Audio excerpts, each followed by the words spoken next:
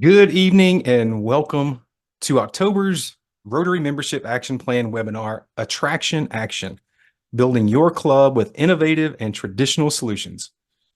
And now it is my honor to introduce the Scotty to our Captain Kirk on this Enterprise class ship known as the Membership Action Plan for Zone 33 and 34, George Robertson Burnett.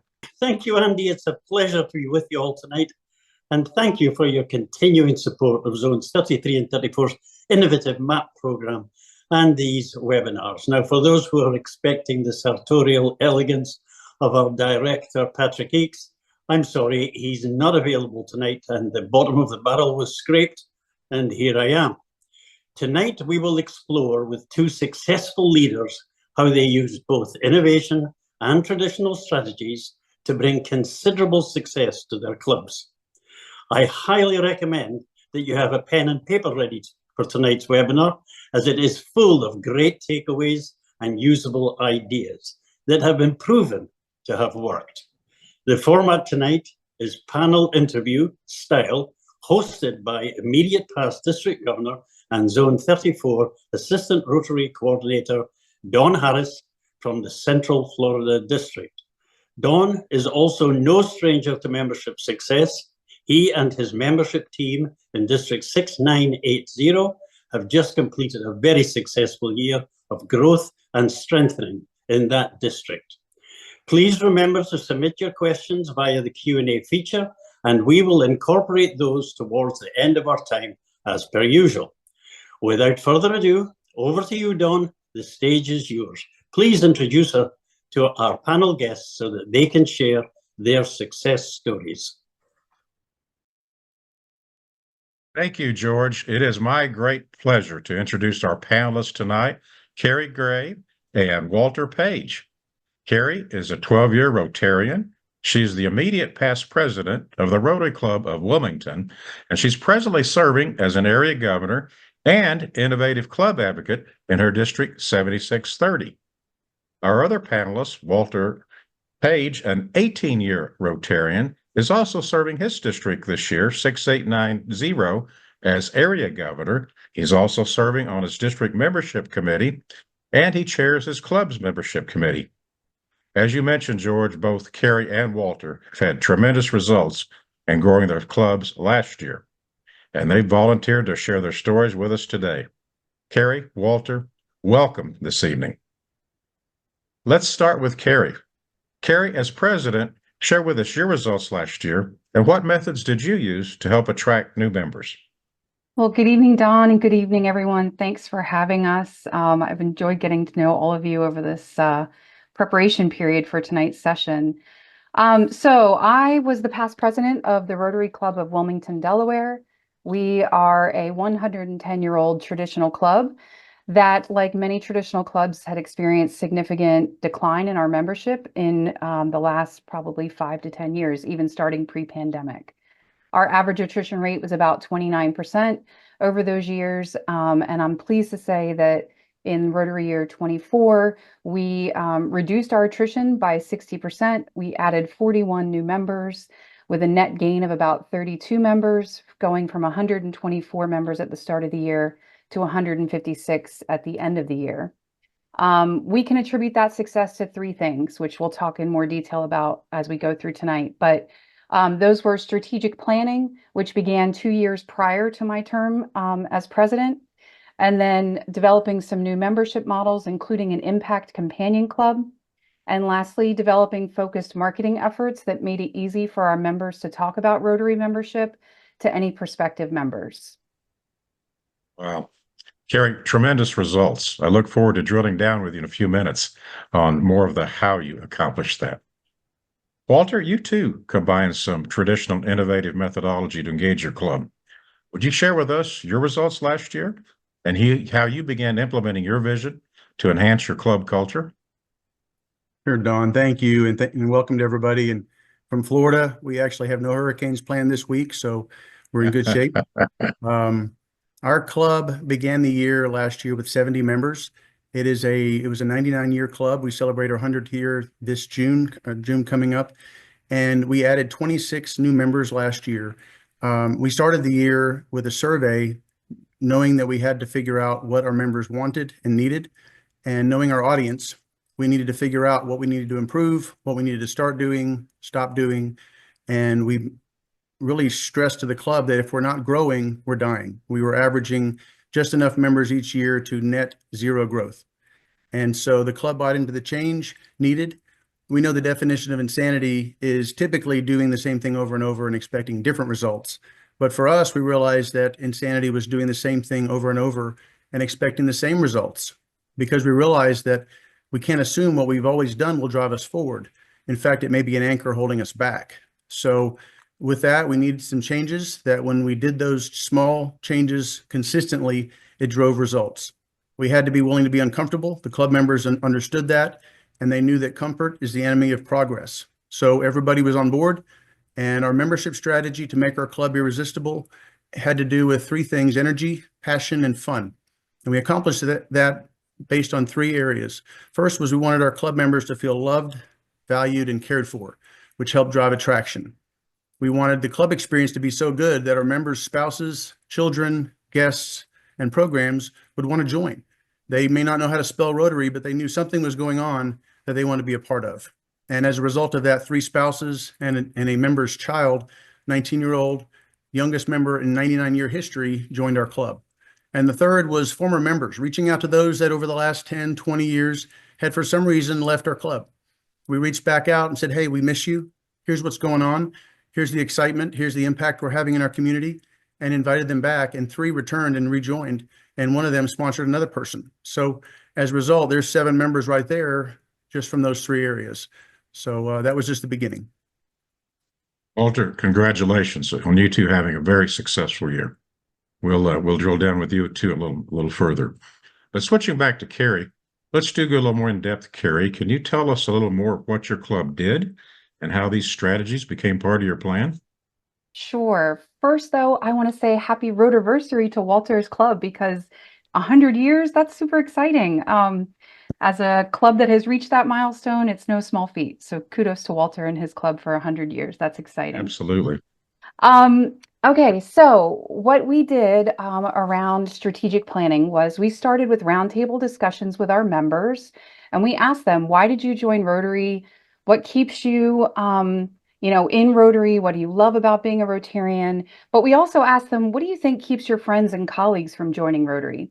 We took that information and then we had some roundtable discussions with a group of young professionals. That was our target market. We wanted to bring in some younger members. And we asked them, what's your impression of Rotary? And their impression wasn't great. It was, that Rotary skews a little bit older, that it's not incredibly diverse, that it's a little bit stale. It doesn't feel very energized and very exciting.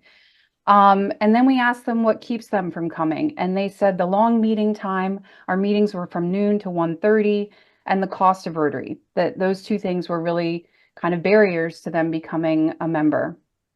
So we went back to our club and we talked about that. We talked with our board about some strategies. And so we made some changes to our meeting structure, the time and the duration. We started at noon instead of 12:10, and we end at 1 with another half an hour at the end for fellowship for our members. And then we also solved the money issue by creating our Impact Companion Club, which is a dues-only club. So there's no lunch fees that anybody has to pay as part of that companion club. This really changed the impression of our Rotary Club for a lot of people from a stale group. And then we added some new graphic design with our social media and a flyer for membership with a QR code to our online application. And we just really said, here are 3 types of membership: individual membership, which we always had; organizational membership, which we had always had but never really promoted well; and then our impact membership, which just very cleanly and clearly outlined those 3 membership levels. And we put that in the hands of our members and said, go forth and hit the streets and find some new Rotarians. And they did. They did a great job. Carrie, that is great stuff. I love that your attraction actions included targeted focus group. Who thinks of that in Rotary? And then using a combination of new membership models and traditional marketing methodologies. That's great stuff. Outstanding. Thank Walter, you. you too. combine some innovative vision setting with your traditional tactics. Would you share those with us?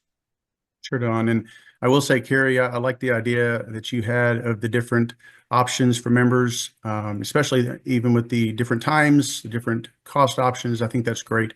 And the reason I love that is because I'm really good at stealing ideas. I love to steal other people's ideas, and everything I did, I just basically took from pets and people I talked with and made it work for our club. So I would tell you, if you're on this call tonight, you have my permission to steal anything we say. Take it, run with it. If it helps, great.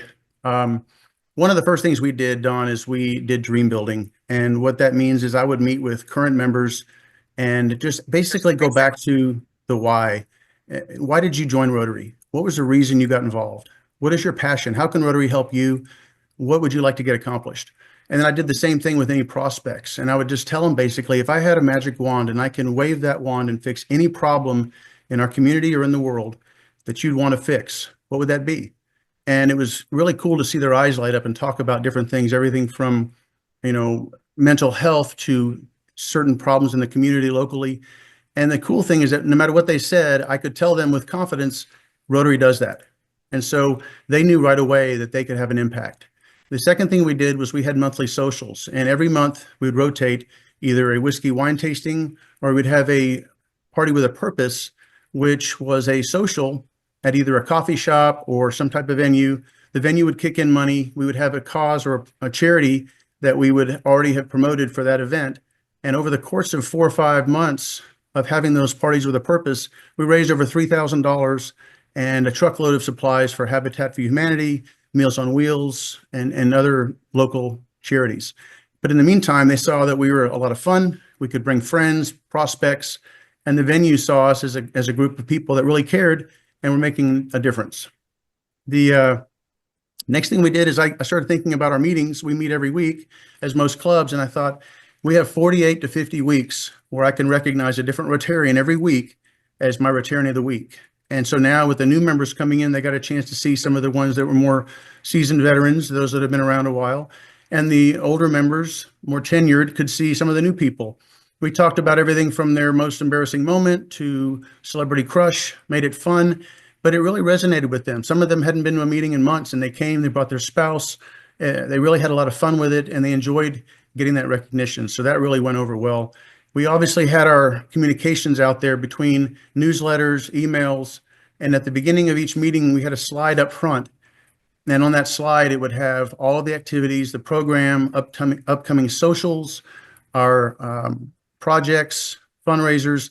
So you couldn't walk in the room and have any doubt that we were involved. We got a lot going on, and that you could immediately see the activity and the energy.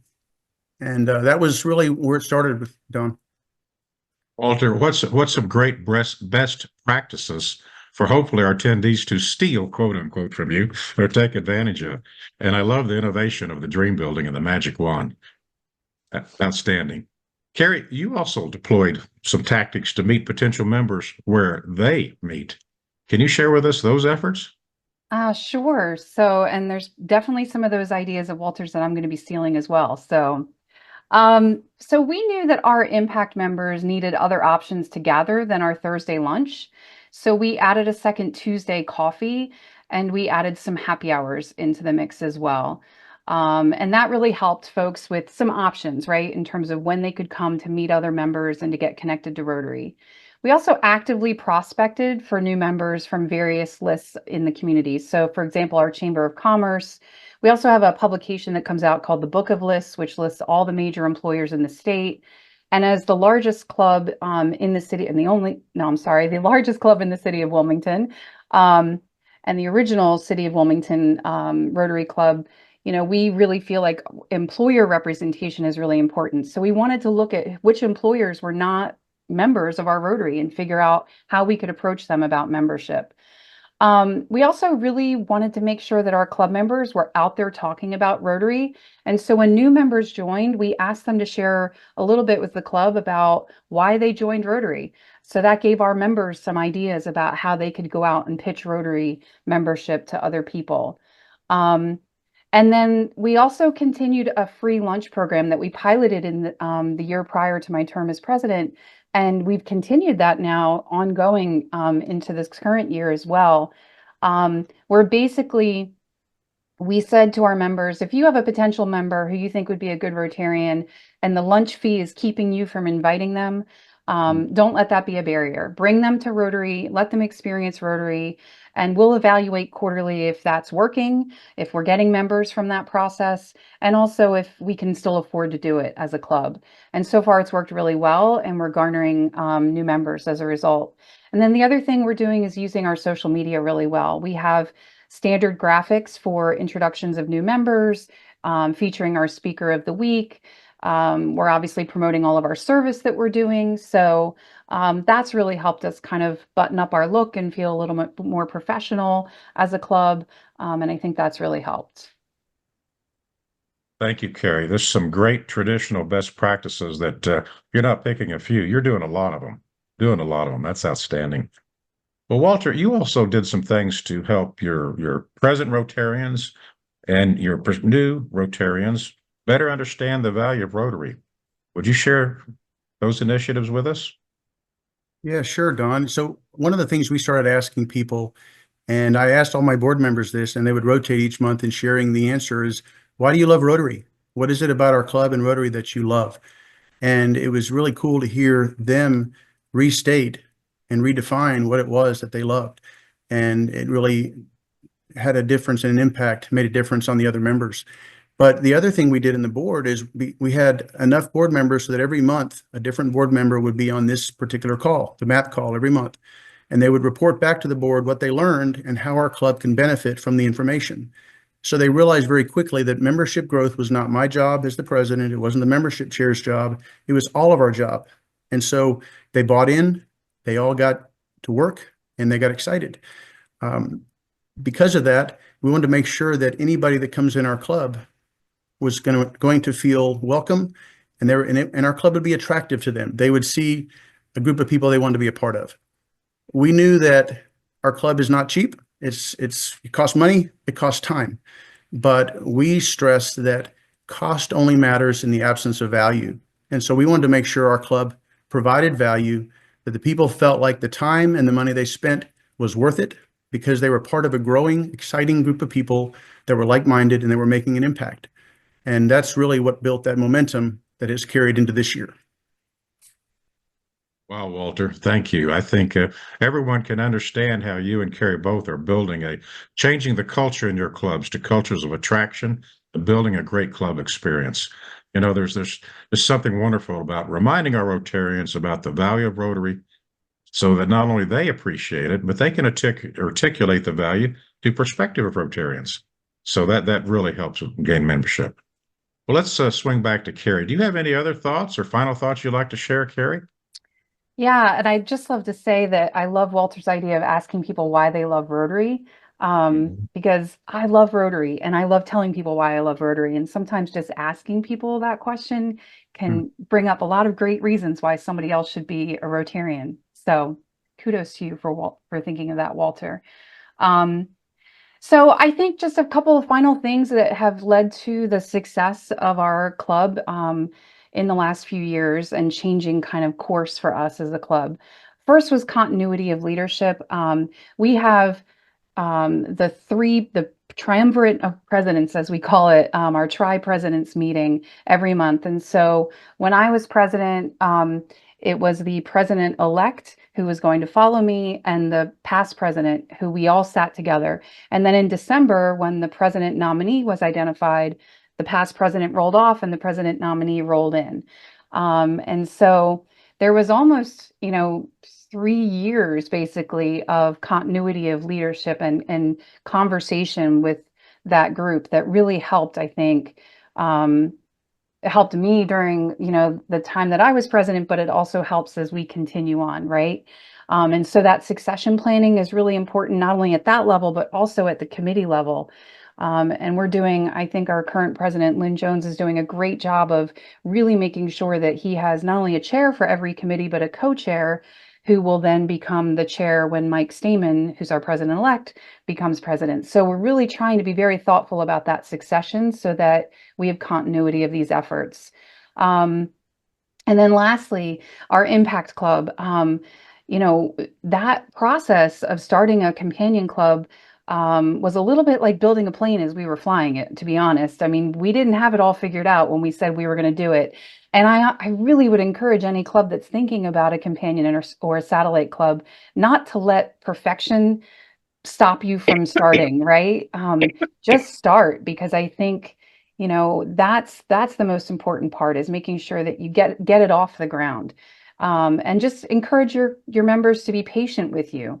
But we're trying to be a lot more intentional now about the integration of that companion club with our home club, and making sure that there is that communication that's happening, and that those members know and feel that they are Rotarians and that they are part of Rotary, and part of the Rotary Club of Wilmington in particular. So those are just some final thoughts about our experience in the last couple of years and how that's worked. Thank you, Carrie. We can feel your passion. Thank you. Walter, how about you? Did any key points we might have missed? There's a few, and I will say one of the things that you said, Carrie, that I just love is the continuity of leadership. And that's something that we started a year and a half ago before I became president. And I think that's critical because people follow good leadership.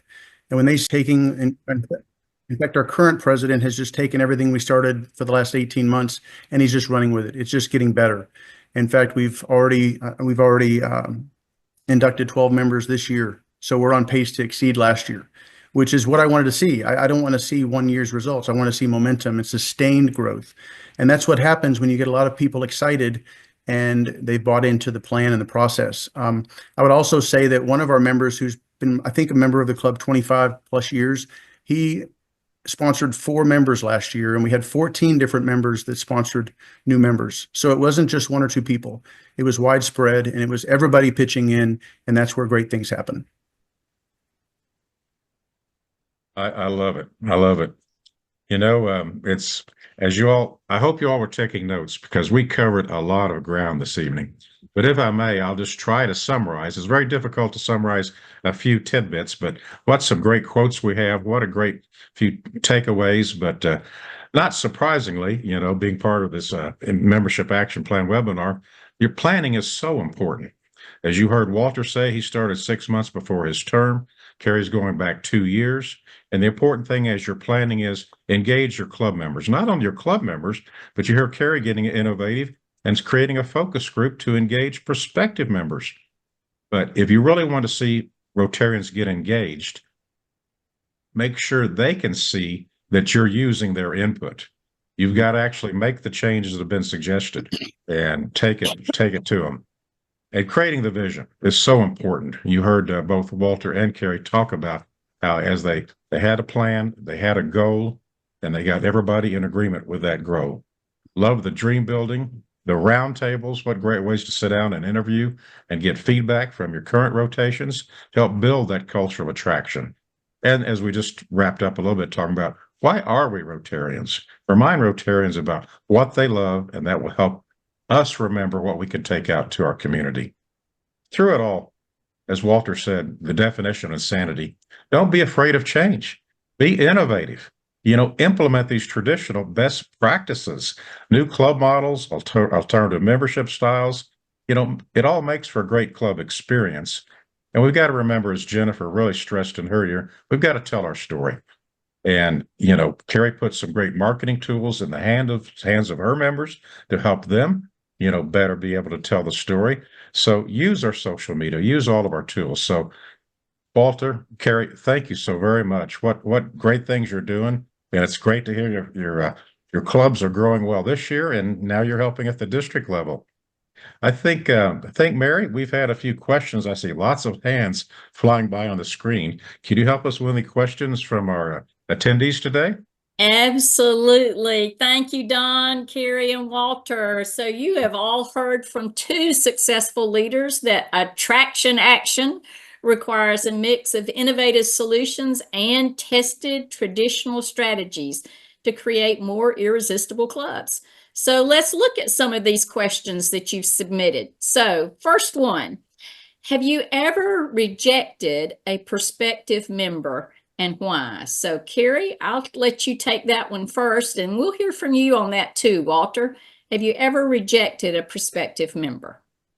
Not that I can recollect during the time that I was president, or in recent knowledge that I know of, but we've done a really good job of making sure that we are sourcing highly qualified candidates, right? So even the people that come to us just because they find us on the internet, we take the time to get to know them before we have them put in their application or their proposal, to become a member. So, um, we talk to them about what Rotary is about and what the expectations are, and how they can be an engaged Rotarian, and just really also ask them, why do you want to be a Rotarian? What is it that you know about Rotary that appeals to you?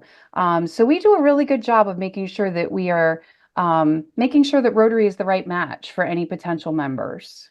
Okay, great. Walter, how about your club?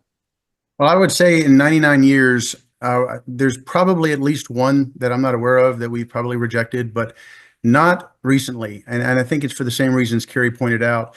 The board and the members vet pretty fully and pretty efficiently and effectively those prospective members. They know why they're joining. They're recommended and referred by competent, good Rotarians. And so they come in knowing what to expect. Usually they'll have at least attended one or two meetings and or a service project. So we've already seen them in action. They've seen us in action, and they know that they've got to be a good fit for us and we have to be a good fit for them. And so at that point we move forward. And I'd like to say that everybody that joins stays, but that's not the case. But all we can do is work on our attrition and attract as many as we can. Thank you. So in conjunction with that, Walter, you mentioned that you had a 19-year-old join the club, which probably for many Rotary clubs is a bit younger than normal. Sure. So how did you look at the qualifications of that person in terms of meeting the qualifications to be a Rotarian? Yeah, it's a great question. So out of our 26 new members, 12 of those were women, including this 19-year-old. And I first of all, I looked at her mother, who's a member of our club and a leader. And I look at any responsible young adult, and typically you see leadership from the parents or some leadership in their life. And that was apparent. It was very obvious and then she'd been involved in leadership in high school. She was a leader among her peers. And so we were able to see her in action. She had been a part of our club. She'd been in all of our activities. She already seemed like and felt like a member before we inducted her. So yes, she met the criteria. She got involved right away, and she's being treated like any other Rotarian, only she's a bit younger. That's great. Thank you. So, Carrie, tell us, with the companion members, how did you keep up with the communication and keeping those members engaged? Sure. So the companion club members, our impact members, they receive all the same communication that our home club members do. So as a large club and as a very traditional, club that's been around a long time, we have the benefit of having a part-time administrator, which I know not every club has, but she has been really wonderful in helping, make sure that these members are feeling like they are getting all the communication that they need and that they have all the touch points that they need. So we have that weekly newsletter. We also have special emails that the leader of our companion club will send out to our impact members to say, there's a service project coming up. We need some volunteers. Is anyone interested? So that's been helpful. And then we have a Facebook page and a LinkedIn page for our club as well. So we've, encouraged them as they join to make sure that they get onto those and follow those for updates as well. So, but mostly it's been email. And then we also, at the end of June, in the last couple of weeks of June, we made a targeted effort to pick up the phone and call every one of our impact members to talk to them about, what their experience had been in the 6 or 8 months since we had formed the club and they had joined. And to ask them, how can we best keep in touch with you and make sure that you're getting all the communication that you need. Oh, that's so important. Good follow-up. Mm-hmm. Walter, do you have more than one member in any particular business or organization type?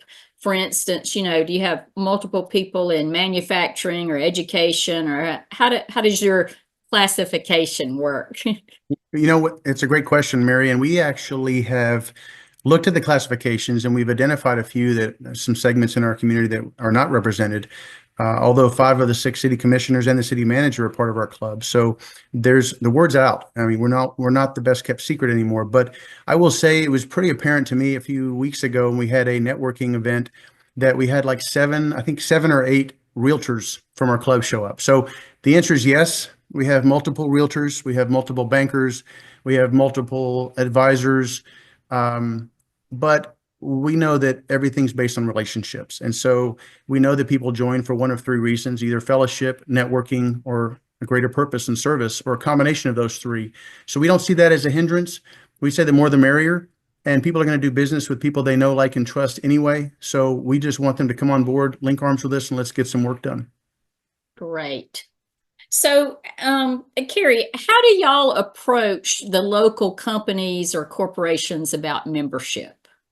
So we talk about all 3 types of our membership, but oftentimes we do focus on the organizational membership because that allows for a company to have 4 employees share a membership. And I won't go into great detail about that, but if anyone's interested, I'm happy to share that information. But basically, we say to them, we know that it's hard for you to have one employee who's every Thursday out at lunch for a lunch meeting, or it's difficult for them from a scheduling perspective to be able to commit to that. We also know that your company probably wants to have as much involvement in the community as you can, that you want to provide leadership opportunities to employees that you see as future leaders in the company, and Rotary can be that opportunity. And so we really position it that way, and it's really worked well for us to be able to do that. And I think we had 7 new organizations join Rotary with up to 4 members sharing their membership. They're all Rotarians. Everyone's in our DAC-DB as an individual member. But the way the math works for us, I can explain to anybody that's interested in terms of how we do that. Okay, great. Thank you. So, Walter and Carrie, but Walter, you answer this one first. You have an impact club? We do not. When we grow up, we want to be like Carrie's club, but we're not there yet. Okay. So Carrie, for your impact club, Mm-hmm. is there a specific focus for it? So, yeah, it's a service focus. So Yeah. we talk to folks about the fact that we want our impact members to be focused on doing community service projects, and those can be small scale or large scale, and that their opportunity as an impact member is to work with other impact members as well as home club members on bringing those ideas to the club and saying, can we do this? And so it's been really, wonderful to see that we've been able to have more, no pun intended, an impact in the community as possible because of the fact that we created our Impact Companion Club. Okay. And so, does your Impact Companion Club have a separate board structure? How are they organized? It does not have a separate board structure. Because of the chartering process with Rotary International, we did have to identify a president and I believe a secretary when we chartered the club. But now that it's up and running, we just have one person who serves as the chair of our companion club. They sit on the board as an ex officio member. The club can have committees if they'd like to, but all of our impact members seem to be joining the home club committees, which is fine. So again, we're still kind of building the plane as we're flying it here, but it's working well. And so there haven't been any major hiccups so far. Well, it's great to see that the plane is still in the air. Yes. Walter, what kind of outreach details do you suggest when approaching corporations as members or providers of members? Well, we don't have corporate members, but I can tell you when we're talking to a business or a business owner, it goes back to knowing your audience. I mean, what matters to them? And in most cases, they care about their brand, they care about their image, they care about their impact in the community. And so when they see Rotary as being a way to help them accomplish that, very often they're willing to be a part and send somebody to represent them. And we've never had anybody yet that says, no, I don't want to be a part of what you're doing. So I would say that's the easy answer, but again, we don't have corporate members, so I'd like to explore that more. Okay, great. So we have had great conversation tonight. Thank you, Don and Walter and Carrie.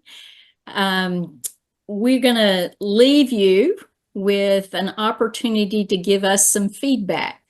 So we have a poll that we're going to launch here with 2 questions, and we really would appreciate your input so that just like Carrie and Walter have been doing in understanding what their members want and need, we want to understand what you want and need. So if you would please answer our poll questions tonight so that we can better serve you, we would appreciate it.